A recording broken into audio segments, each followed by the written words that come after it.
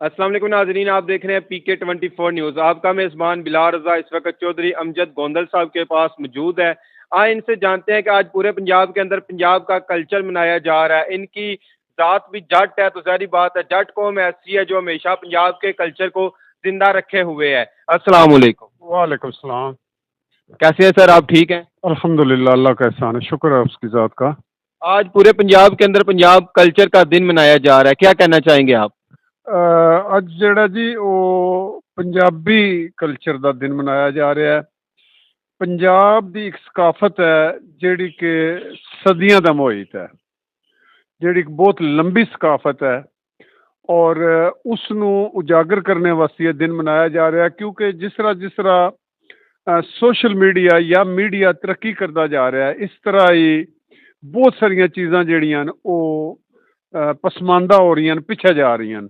ਖਾਸ ਕਰ ਜਿਹੜੀ ਹੁਣ ਨਵੀਂ ਨਸਲ ਹੈ ਉਹ ਬਿਲਕੁਲ ਪੰਜਾਬ ਦੇ ਕਲਚਰ ਤੋਂ ਵਾਕਫ ਨਹੀਂ। ਜਿਸ ਤਰ੍ਹਾਂ ਕਿ ਤੁਸੀਂ ਹੁਣ ਦੇਖ ਰਹੇ ਹੋ, ਮੈਂ ਕੁੱਲਾ ਪਾਇਆ ਹੈ, ਬੇਸ਼ੱਕ ਮੈਂ ਅੱਜ ਹੀ ਪਾਇਆ, ਲੇਕਿਨ ਇਸ ਦੇ ਪਾਉਣ ਨਾਲ ਬੱਚਿਆਂ ਨੂੰ ਇਹ ਪਤਾ ਲੱਗੇਗਾ ਕਿ ਇਹ ਕੀ ਚੀਜ਼ ਹੈ ਔਰ ਇਹ ਕਿਉਂ ਪਾਇਆ ਜਾਂਦਾ ਹੈ ਜਾਂ ਇਹਦੀ ਅਫਾਦੀਅਤ ਕੀ ਹੈ, ਇਹਦੇ ਫਾਇਦੇ ਕੀ ਹਨ।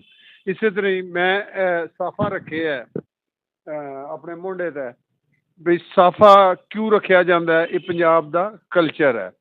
ਇਸੇ ਤਰ੍ਹਾਂ ਮੈਂ ਚੱਪਲ ਪਾਈ ਹੈ ਜਾਂ ਇਸ ਦੀ ਜਗ੍ਹਾ ਖੁੱਸਾ ਹੁੰਦਾ।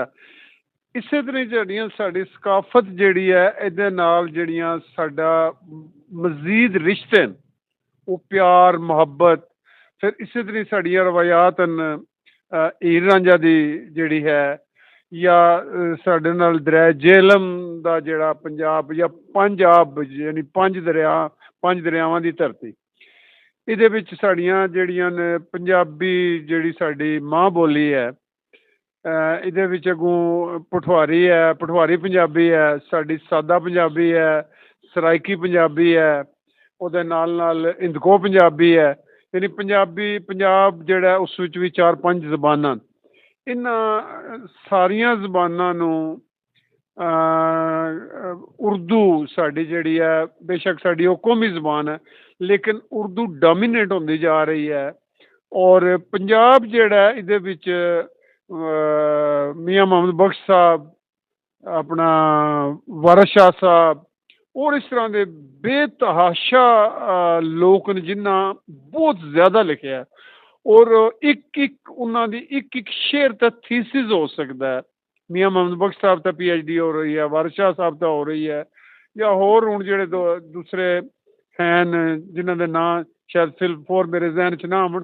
ਲੇਕਿਨ ਇਤਨਾ ਇੱਕ ਰਿਚ ਸਾਡਾ ਇਹ ਜਿਹੜਾ ਹੈ ਕਲਚਰ ਹੈ, ਔਰ ਸਾਡੀ ਇਹ ਸਕਾਫਤ ਹੈ, ਔਰ ਸਾਡਾ ਜਿਹੜਾ ਸਾਡੇ ਕੋਲ ਖਜ਼ਾਨਾ ਹੈ ਇਲਮ ਦਾ, ਉਸ ਖਜ਼ਾਨੇ ਨੂੰ ਟਰਾਂਸਫਰ ਕਰਨ ਵਾਸਤੇ ਬਹੁਤ ਜ਼ਿਆਦਾ ਜ਼ਰੂਰਤ ਹੈ ਕਿ ਪੰਜਾਬ ਔਰ ਪੰਜਾਬੀ ਨੂੰ ਪ੍ਰਮੋਟ ਕੀਤਾ ਜਾਏ। ਲੇਕਿਨ ਅਫਸੋਸ ਸਦ ਅਫਸੋਸ ਕਿ ਅਗਰ ਤੁਸੀਂ ਬਲੋਚਿਸਤਾਨ ਵਿੱਚ ਚਲੇ ਜਾਓ ਤਾਂ ਉੱਥੇ ਪਹਿਲੀ ਵਿੱਚ ਬਲੋਚੀ 'ਚ ਬਕਾਇਦਾ ਪੜ੍ਹਾਇਆ ਜਾਂਦਾ ਹੈ। ਖੈਬਰ ਪਖਤੂਨਖਵਾ ਚਲੇ ਜਾਓ, ਉੱਥੇ ਬਕਾਇਦਾ ਪਹਿਲੀ 'ਚ ਪਸ਼ਤੋ ਦਾ ਕਾਇਦਾ ਪੜ੍ਹਾਇਆ ਜਾਂਦਾ ਹੈ। ਇਸ ਤਰ੍ਹਾਂ ਸਿੰਧ ਚਲੇ ਜਾਓ ਤੇ ਉੱਥੇ ਬਕਾਇਦਾ ਸਿੰਧੀ ਦਾ ਪਹਿਲੀ ਦਾ ਕਾਇਦਾ ਪੜ੍ਹਾਇਆ ਜਾਂਦਾ। ਲੇਕਿਨ ਪੰਜਾਬ ਵਿੱਚ ਕੋਈ ਨਹੀਂ। ਯਾਨੀ ਪੰਜਾਬ ਜਿਹੜਾ ਹੈ ਉਹਦੇ ਵਿੱਚ ਵੀ ਤਾਂ ਫਿਰ ਪੰਜਾਬੀ ਦਾ ਕਾਇਦਾ ਹੋਣਾ ਚਾਹੀਦਾ ਨਾ ਬੱਚਿਆਂ ਨੂੰ। ਸਾਡੇ ਬੱਚੇ ਜਿਹੜੇ ਨੇ ਹੁਣ ਸਾਡਾ ਇੱਕ ਦਿਹਾਤ ਦਾ ਕਲਚਰ ਹੈ, ਔਰ ਸਾਡੇ ਬੱਚੇ ਜਿਹੜੇ ਨੇ ਉਹ ਪੈਦਾਇਸ਼ੀ ਉਰਦੂ ਬੋਲਣ, ਸਕੂਲਾਂ ਵਿੱਚ ਜਾਂ ਤਾਂ ਉਰਦੂ ਬੋਲਦੇ ਨੇ, ਜਾਂ ਜਿਹੜੇ ਅੱਛੇ ਇੰਗਲਿਸ਼ ਮੀਡੀਅਮ ਸਕੂਲ ਉਹਨਾਂ ਵਿੱਚ ਜਿਹੜੀਆਂ ਅਸਾਤਜ਼ਾ ਕਰਾਮ ਜਾਂ ਉਸਤਾਨੀਆਂ ਜਿਹੜੀਆਂ ਉਹ ਇੰਗਲਿਸ਼ ਨੂੰ ਪ੍ਰੈਫਰ ਕਰਦੀਆਂ। ਯਾਨੀ ਆਹਿਸਤਾ ਆਹਿਸਤਾ ਸਾਡੇ ਬੱਚੇ ਪੰਜਾਬੀ ਜ਼ਬਾਨ ਵੀ ਭੁੱਲਦੇ ਜਾ ਰਹੇ ਨੇ। ਤੋ ਜਿਹੜਾ ਪੰਜਾਬੀ ਜ਼ਬਾਨ ਹੀ ਭੁੱਲ ਜਾਣਗੇ ਤੇ ਉਹ ਪੰਜਾਬ ਦੇ ਕਲਚਰ ਨਾਲ ਔਰ ਪੰਜਾਬ ਦੀ ਸਕਾਫਤ ਜਿਹੜੀ ਹੈ ਉਸ ਦੇ ਨਾਲ, ਜਾਂ ਪੰਜਾਬ ਦਾ ਜਿਹੜਾ ਇਲਮੀ ਖਜ਼ਾਨਾ ਹੈ ਉਸ ਨਾਲ ਉਹ ਨਹੀਂ ਜੁੜਨਗੇ ਔਰ ਉਹਦੇ ਤੋਂ ਉਹ ਫਾਇਦਾ ਨਹੀਂ ਉਠਾ ਸਕਣਗੇ। ਅੱਛਾ ਗੋਂਦਲ ਸਾਹਿਬ, ਤੁਸੀਂ ਵਕੀਲ ਵੀ ਹੋ ਤੇ ਮਾਸਟਰ ਵੀ ਰਹੇ ਹੋ, ਤੇ ਕਿਆ ਤੁਸੀਂ ਕੋਈ ਐਸੀ ਕੋਸ਼ਿਸ਼ ਨਹੀਂ ਕੀਤੀ ਕਿ ਸਕੂਲਾਂ ਦੇ ਵਿੱਚ ਜਿਹੜਾ ਵੈ ਇਸ ਕਾਇਦੇ ਨੂੰ ਪੜ੍ਹਾਇਆ ਜਾਵੇ? ਜਿਹੜਾ ਕੋਸ਼ਿਸ਼ ਕਰਨ ਦੀ, ਕਿਉਂਕਿ ਗੌਰਮੈਂਟ ਦੀ ਪਾਲਿਸੀ ਹੁੰਦੀ ਹੈ। ਮੈਂ ਬਤੌਰ ਟੀਚਰ ਯੂਨਲਿਸਟ ਰਿਹਾ, ਟੀਚਰ ਕਮਿਊਨਿਟੀ ਦਾ ਮੈਂ ਇੱਕ ਬਕਾਇਦਾ ਪ੍ਰੈਜ਼ੀਡੈਂਟ ਰਿਹਾ Punjab teacher union district Jhelum ਦਾ, ਔਰ 12 ਸਾਲ ਪ੍ਰੈਜ਼ੀਡੈਂਟ ਰਿਹਾ।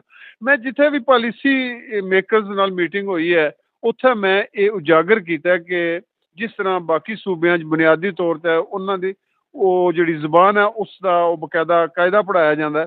ਇਸ ਤਰ੍ਹਾਂ ਹੀ ਪੰਜਾਬ ਵਿੱਚ ਵੀ ਉਹਦਾ, ਲੇਕਿਨ ਉਹ ਕਹਿ ਲਓ ਕਿ ਇਹਦੇ ਵਿੱਚ ਗੁੱਡ ਲੱਕ ਜਾਂ ਬੈਡ ਲੱਕ ਕਿ ਪੰਜਾਬੀ ਕਿਉਂਕਿ ਉਰਦੂ ਦੇ ਬਿਲਕੁਲ ਕਰੀਬ ਹੈ, ਯਾਨੀ ਜਿਹੜਾ ਬੰਦਾ ਉਰਦੂ ਬੋਲਦਾ ਹੈ ਉਹ ਪੰਜਾਬੀ ਬੋਲ ਨਾ ਸਕੇ ਤਾਂ ਪੰਜਾਬੀ ਸਮਝ ਜ਼ਰੂਰ ਲੈਂਦਾ ਹੈ। ਯਾਨੀ ਪੰਜਾਬੀ ਜਿਹੜੀ ਹੈ ਉਰਦੂ ਦੇ ਬਹੁਤ ਕਰੀਬ ਹੈ। ਇਸ ਵਾਸਤੇ ਸ਼ਾਇਦ ਇਹ ਸਾਡੇ ਕੋਲ ਰਵਾਇਤ ਨਹੀਂ ਪੰਪ ਸਕੀ ਜਾਂ ਇਹ ਰਵਾਇਤ ਅੱਗੇ ਨਹੀਂ ਵੱਧ ਸਕੀ ਕਿ ਸਾਡੇ ਜਿਹੜਾ ਕਰੀਕੁਲਮ ਹੈ, ਜਿਹੜਾ ਸਾਡਾ ਨਿਸਾਬ ਹੈ, ਉਹਦੇ ਵਿੱਚ ਪੰਜਾਬੀ ਦਾ ਕਾਇਦਾ ਜਿਹੜਾ ਉਹਨੂੰ ਸ਼ਾਮਲ ਕੀਤਾ ਜਾਏ। ਅੱਛਾ, ਮੈਂ ਤੁਹਾਡੇ ਕੋਲ ਇਹ ਪੁੱਛਣਾ ਚਾਹੁੰਦਾ ਵਾਂ ਕਿ ਅਕਸਰ ਘਰਾਂ ਦੇ ਵਿੱਚ ਪੰਜਾਬੀ ਜ਼ੁਬਾਨ ਨੂੰ ਬੋਲਿਆ ਜਾਵੇ ਜਾਂ ਕਿਸੇ ਬਾਜ਼ਾਰ ਦੇ ਵਿੱਚ ਤੇ ਕਹਿੰਦੇ ਨੇ ਪੇਂਡੂ ਜਿਹਾ ਬੰਦਾ ਵਾ, ਅਨਪੜ੍ਹ ਬੰਦਾ ਵਾ, ਇਹਦਾ ਕੀ ਲਾਜਿਸਟਿਕ ਹੈ? ਜਿਹੜਾ ਇਹ ਇੱਕ ਇਸਨੂੰ ਨਾ ਬਾਕਾਇਦਾ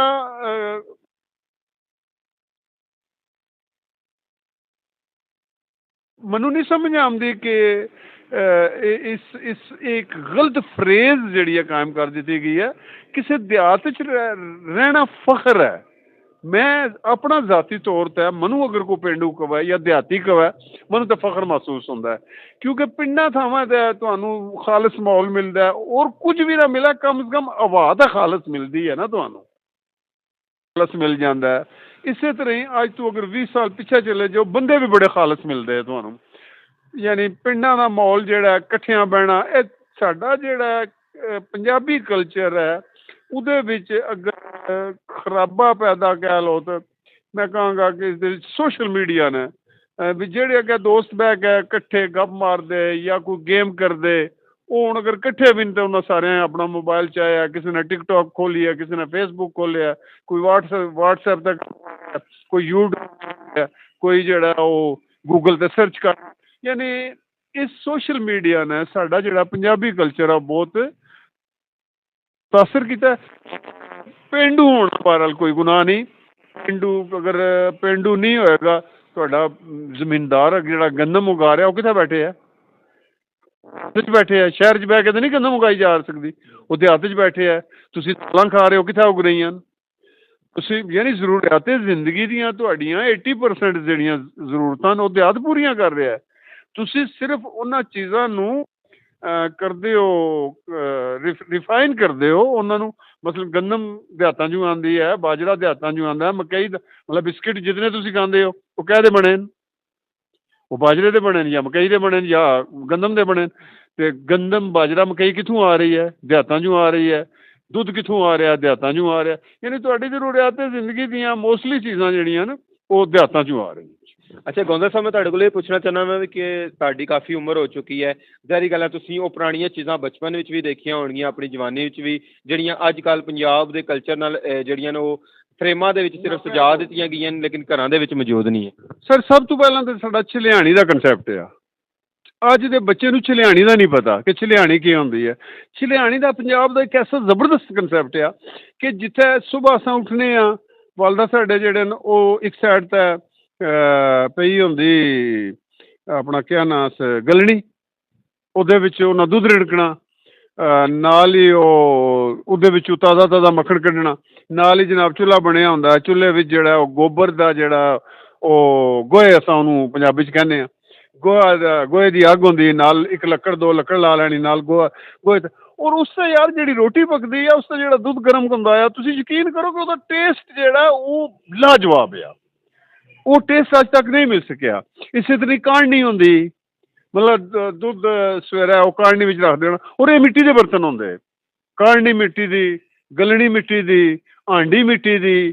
ਯਾਨੀ ਤਵਾ ਤਾਂ ਚਲੋ ਹੁਣ ਵੀ ਇਸਤੇਮਾਲ ਹੋ ਰਿਹਾ ਲੇਕਿਨ ਉਸ ਤਵੇ ਦਾ ਕੰਸੈਪਟ ਹੋ ਰਿਹਾ। ਉੱਚਾ ਅਗਰ ਹੁਣ ਤੁਸੀਂ ਕਿਸੇ ਬੱਚੇ ਨੂੰ ਕਹੋ ਉੱਚਾ, ਉਹ ਸਮਝੇਗਾ ਉੱਚਾ ਜਿਹੜਾ ਉਚਾਈ ਨੂੰ ਕਹੇਗਾ। ਉੱਚੇ ਦਾ ਕੋਈ ਕੰਸੈਪਟ ਨਹੀਂ ਰਹਿ ਗਿਆ। ਉੱਚਾ ਕੀ ਚੀਜ਼ ਹੁੰਦੀ? ਉੱਚਾ ਇੱਕ ਐਸਾ ਔਜ਼ਾਰ ਆ ਜਿਹਦੇ ਨਾਲ ਅਸਾਂ ਅੱਗ ਨੂੰ ਅੱਗੇ ਪਿੱਛਾ ਕਰਨੇ ਆ। ਠੀਕ ਹੈ ਜੀ। ਹੁਣ ਉਹ ਤੁਸੀਂ ਪਹਿਲਾਂ ਉੱਚੇ ਦਾ ਬਿਲਕੁਲ ਕੰਸੈਪਟ ਹੀ ਨਹੀਂ ਰਹਿ ਗਿਆ। ਮਤਲਬ ਇਸ ਤਰ੍ਹਾਂ ਦੀਆਂ ਬਹੁਤ ਸਾਰੀਆਂ ਚੀਜ਼ਾਂ ਜਿਹੜੀਆਂ ਬਹੁਤ ਸਾਰੀਆਂ ਚੀਜ਼ਾਂ ਮਤਲਬ ਹੁਣ ਤੁਸੀਂ ਬੱਚੇ ਨੂੰ ਕੋ ਬੱਤੀ ਚਾ ਲਿਆ, ਜਿਹੜਾ ਬੱਤੀ ਦੀ ਰੋਸ਼ਨੀ 'ਚ ਕੀਤਾ ਉਹ, ਜਾਂ ਲਲਟੈਨ, ਉਸ ਨੂੰ ਤੁਸੀਂ ਉਰਦੂ 'ਚ ਲਲਟੈਨ ਆਦੇ, ਉਹ ਪੰਜਾਬੀ 'ਚ ਬੱਤੀ ਆਉਂਦੇ ਆ। ਬੱਤੀ ਤਾਂ ਉਹ ਬੱਚੇ ਕਹਿੰਦੇ ਜੀ ਬੱਤੀ ਤਾਂ ਬਾਬਾ ਜੀ ਹੈ ਵੈ। ਮਤਲਬ ਉਹ ਬਿਜਲੀ ਨੂੰ ਬੱਤੀ ਕਹਿੰਦੇ ਨੇ, ਅਸਾਂ ਲਾਲਟੈਨ ਜਿਹੜੀ ਉਸ ਨੂੰ ਬੱਤੀ ਕਹਿੰਦੇ ਆ। ਇਸੇ ਤਰ੍ਹਾਂ ਹੀ ਮਸਜਿਦਾਂ ਵਿੱਚ ਅਗਰ ਆਵਲੀ ਹੁੰਦੀ, ਆਵਲੀ ਦਾ ਕਿਸੇ ਨੂੰ ਕੋਈ ਕੰਸੈਪਟ ਨਹੀਂ ਵੀ ਆਵਲੀ ਕੀ ਚੀਜ਼ ਹੁੰਦੀ ਹੈ, ਜਿਹੜੀ ਕਿ ਹੈਂਡਮੇਡ ਹੁੰਦੀ, ਔਰ ਉਸੇ ਗ੍ਰਾਮ ਵਿੱਚ ਹੀ ਜਿਹੜੇ ਸਾਡੇ ਲੋਹਾਰ ਭਰਾ ਹੈ ਉਹ ਤਿਆਰ ਕਰਦੇ। ਯਾਨੀ ਇਸੇ ਤਰ੍ਹਾਂ ਹੀ ਉਹ ਹਾਂਡੀ ਰੱਖਣੇ ਵਾਸਤੇ ਇੱਕ ਉਹ ਹੁੰਦਾ ਆ, ਹੁਣ ਤਾਂ ਮੈਨੂੰ ਵੀ ਨਾ ਭੁੱਲ ਗਏ ਨੇ। ਯਾਨੀ ਇਸ ਤਰ੍ਹਾਂ ਦੀਆਂ ਬਹੁਤ ਸਾਰੀਆਂ ਚੀਜ਼ਾਂ ਜਿਹੜੀਆਂ ਨਾਪੈਦ ਹੋ ਗਈਆਂ, ਜਿਨ੍ਹਾਂ ਦਾ ਕੰਸੈਪਟ ਹੀ ਕੋਈ ਨਹੀਂ ਰਹਿ ਗਿਆ, ਬਿਲਕੁਲ ਕੰਸੈਪਟ ਹੀ ਕੋਈ ਨਹੀਂ ਰਹਿ ਗਿਆ। ਇਸੇ ਤਰ੍ਹਾਂ ਸਾਡੇ ਪੰਜਾਬ ਦੇ ਕਲਚਰ ਵਿੱਚ ਹਲ ਹੁੰਦਾ ਆ, ਪੰਜਾਲੀ ਹੁੰਦੀ, ਫੇ ਹੁੰਦਾ ਆ, ਤ੍ਰਿੰਗਲ ਹੁੰਦੀ। ਯਾਨੀ ਇਹ ਸਾਰੀਆਂ ਚੀਜ਼ਾਂ ਜਿਹੜੀਆਂ ਨੇ ਸਾਡੀਆਂ ਇਹ ਬਿਲਕੁਲ ਨਾਪੈਦ ਹੋ ਗਈਆਂ, ਜਿਹੜੀਆਂ ਕਿ ਜਿਨ੍ਹਾਂ ਦਾ ਇਸਤੇਮਾਲ ਵੀ ਨਾਪੈਦ ਹੋ ਗਿਆ। ਔਰ ਸਿਰਫ ਤੁਸੀਂ ਸਾਫਾ ਕਹਿ ਲਓ, ਮੈਂ ਸਾਫਾ ਲਿਆ, ਤੁਸੀਂ ਲੱਗੇ ਜੋ 20 30 50 ਬੰਦਿਆਂ ਕੋਲ ਪੁੱਛੋ ਵੀ ਸਾਫਾ ਕੀ ਹੁੰਦਾ, ਉਹਨੂੰ ਨਹੀਂ ਪਤਾ। ਉਹਨੂੰ ਪੁੱਛੋ ਲੁੰਗੀ ਕੀ ਹੈ, ਉਹਨੂੰ ਨਹੀਂ ਪਤਾ ਹੋਏਗਾ। ਠੀਕ ਹੈ, ਖੁੱਸੇ ਦਾ ਕੰਸੈਪਟ ਇਸ ਵਾਸਤੇ ਰਹਿ ਗਿਆ ਕਿ ਕੋਈ ਬੀਬੀਆਂ ਜਿਹੜੀਆਂ ਉਹਨਾਂ ਨੂੰ ਬਾਜ਼ਾਰਾਂ 'ਚ ਮਿਲ ਜਾਂਦਾ ਹੈ, ਤਾਂ ਉਹ ਖੁੱਸੇ ਦਾ ਇੱਕ ਕੰਸੈਪਟ ਹੈ, ਲੇਕਿਨ ਮਰਦਾਨਾ ਖੁੱਸਾ ਤੁਹਾਨੂੰ ਬਹੁਤ ਕਮ ਮਿਲੇਗਾ। ਯਾਨੀ ਇਹ ਉਹ ਚੀਜ਼ਾਂ ਹੀ ਆ ਜਿਹੜੀ ਸਾਦਗੀ, ਪੱਠੇ ਦੀਆਂ ਜਿਹੜੀਆਂ ਚਾਰਪਾਈਆਂ ਸਾਡੀਆਂ ਪੱਠੇ ਦੀਆਂ ਹੁੰਦੀਆਂ, ਪੱਠੇ ਨਾਲ ਬੁਣੀਆਂ ਹੁੰਦੀਆਂ, ਔਰ ਉਹਦੇ ਉੱਪਰ ਕੋਈ ਚਾਦਰ ਨਹੀਂ, ਕੋਈ ਉਹਦੇ ਉੱਪਰ ਤਲਾਈ ਨਹੀਂ ਹੁੰਦੀ ਕੋਈ, ਔਰ ਉਹਦੇ ਉੱਪਰ ਹੀ ਮਸਲਨ ਦਿਨ ਨੂੰ ਬਾਹਰ ਕਿਸੇ ਇੱਕ ਜਗ੍ਹਾ ਅਗਰ ਬੋਰਡ ਲੱਗੀ ਹੈ ਜਾਂ ਦਰੇਕਾਂ ਲੱਗੀਆਂ ਜਾਂ ਟਾਹਲੀਆਂ ਦੀਆਂ ਚਾਵਾਂ, ਉੱਥੇ ਸਾਰਿਆਂ ਨੇ ਆਪਣੀ ਆਪਣੀ ਲੈ ਜਾਣੀ ਹੈ ਚਾਰਪਾਈ, ਉੱਥੇ ਬਹਿਣਾ ਔਰ ਉੱਥੇ ਹੀ ਉਹ ਦੁਪਹਿਰ ਗੁਜ਼ਾਰਨੀ ਹੈ। ਕੋਈ ਬਿਜਲੀ ਦੀ ਜ਼ਰੂਰਤ ਨਹੀਂ ਹੁੰਦੀ, ਕੋਈ ਪੱਖੇ ਦੀ ਜ਼ਰੂਰਤ ਨਹੀਂ ਹੁੰਦੀ। ਯਾਨੀ ਇਸੇ ਤਰ੍ਹਾਂ ਉੱਕਾ ਤੁਹਾਡੇ ਸਾਹਮਣੇ ਪਿਆ, ਉੱਕੇ ਦਾ ਕੰਸੈਪਟ ਹੈ ਬਿਲਕੁਲ ਖਤਮ ਹੋ ਗਿਆ। ਤੁਹਾਨੂੰ ਸ਼ਾਜ਼ੋ ਨਾਜ਼ਰ ਕਿਰਿਆ ਜਿਹੜੇ ਥੋੜ੍ਹੇ ਅਟਕ ਹੈ ਦਿਹਾਤ ਸਾਡੇ, ਉੱਕੇ ਤੋਂ ਬਗੈਰ ਜਿਹੜਾ ਕੋਈ ਘਰ ਮੁਕੰਮਲ ਹੀ ਨਹੀਂ ਹੈ, ਡੇਰੇ ਹੀ ਨਹੀਂ ਮੁਕੰਮਲ ਹੁੰਦਾ ਆ। ਠੀਕ ਹੈ ਜੀ, ਯਾਨੀ ਇਹ ਇਸ ਤਰ੍ਹਾਂ ਦੀਆਂ ਜਿਹੜੀਆਂ ਬਹੁਤ ਸਾਰੀਆਂ ਚੀਜ਼ਾਂ ਉਹਨਾਂ ਪੈਦਾ ਹੋ ਗਈਆਂ। ਸ਼ੁਕਰੀਆ ਬਹੁਤ ਬਹੁਤ ਜੀ ਨਾਜ਼ਰੀਨ। ਬਿਲਕੁਲ ਜੀ, ਅੱਜ ਇਹਨਾਂ ਪਹਿਲਾਂ ਵੀ ਜ਼ਿਕਰ ਕੀਤਾ ਕਿ ਸੋਸ਼ਲ ਮੀਡੀਆ ਦੀ ਵਜ੍ਹਾ ਨਾਲ ਇਹ ਚੀਜ਼ਾਂ ਘਟਦੀਆਂ ਗਈਆਂ, ਲੇਕਿਨ ਅੱਜ ਇਹ ਪ੍ਰੋਗਰਾਮ ਕਰਨੇ ਦਾ ਮਕਸਦ ਇਹ ਹੈ ਕਿ ਚੌਧਰੀ ਸਾਹਿਬ ਨੇ ਤੁਹਾਨੂੰ ਉਹ ਚੀਜ਼ਾਂ ਦੱਸੀਆਂ ਜਿਹੜੀਆਂ ਤੁਹਾਨੂੰ ਨਹੀਂ ਪਤਾ। ਜਿਸ ਤਰ੍ਹਾਂ ਘਰ ਦੇ ਵਿੱਚ ਮੌਜੂਦ ਮੰਜੀਆਂ, ਭੜੋਲਾ ਦਾਣਿਆਂ ਵਾਲਾ ਅੱਜ ਕੱਲ੍ਹ ਘਰਾਂ ਦੇ ਵਿੱਚ ਨਜ਼ਰ ਨਹੀਂ ਆਉਂਦਾ। ਅੱਗੇ ਲੋਕੀ ਜਿਹੜੇ ਨੇ ਘਰ ਦੇ ਵਿੱਚ ਅੱਗ ਬਾਲਦੇ ਸਨ, ਲੱਕੜੀ ਦੀ, ਗੋਬਰ ਇਸਤੇਮਾਲ ਕਰਦੇ ਸਨ ਬਕਾਇਦਾ, ਉਹਦੇ ਥਰੂ ਚਲਾਣੀ ਦੇ ਅੱਗੇ ਪਿੱਛੇ ਬੈਠ ਕੇ ਬੱਚੇ ਜਿਹੜੇ ਨੇ ਆਪਣੀ ਵਾਲਦਾ ਨਾਲ ਚੰਦ ਗੱਲਾਂ ਵੀ ਕਰ ਲੈਂਦੇ ਹੁੰਦੇ ਸਨ ਅਤੇ ਬੈਠ ਕੇ ਤਾਜ਼ਾ ਖਾਣਾ ਵੀ ਖਾ ਲੈਂਦੇ ਸਨ। ਅੱਜ ਕੱਲ੍ਹ ਦੇ ਇਸ ਜਦੀਦ ਦੌਰ ਦੇ ਵਿੱਚ ਜਿਹੜਾ ਵਾ ਮੋਬਾਇਲ ਜਦੋਂ ਦਾ ਆਇਆ, ਗੂਗਲ ਇਸ ਤਰ੍ਹਾਂ ਦਾ ਘੁੰਮਿਆ ਕਿ ਲੋਕਾਂ ਦੇ ਦਿਮਾਗ ਤੱਕ ਘੁੰਮ ਗਏ ਔਰ ਉਹਨਾਂ ਨੂੰ ਆਪਣੀ ਵਾਲਦਾ ਵਾਲਦ ਕੋਲ ਬਹਿਣ ਦਾ ਵੀ ਵਕਤ ਨਹੀਂ ਮਿਲਦਾ। ਇਹਦੇ ਨਾਲ ਹੀ ਆਪਣੇ ਮੇਜ਼ਬਾਨ ਬਿਲਾਲ ਰਜ਼ਾ ਨੂੰ ਦਿਓ ਇਜਾਜ਼ਤ। ਮਿਲਦੇ ਨੈਕਸਟ ਪ੍ਰੋਗਰਾਮ ਦੇ ਵਿੱਚ। ਪੰਜਾਬ ਕਲਚਰ ਹਮੇਸ਼ਾ ਜ਼ਿੰਦਾ ਰਹੇਗਾ ਜਦ ਤੱਕ ਐਸੇ ਲੋਕ ਜਿਹੜੇ ਨੇ ਮੌਜੂਦ ਰਹਿਣਗੇ। ਮਿਲਦੇ ਆ ਨੈਕਸਟ ਪ੍ਰੋਗਰਾਮ ਵਿੱਚ। ਅੱਲਾ ਹਾਫਿਜ਼।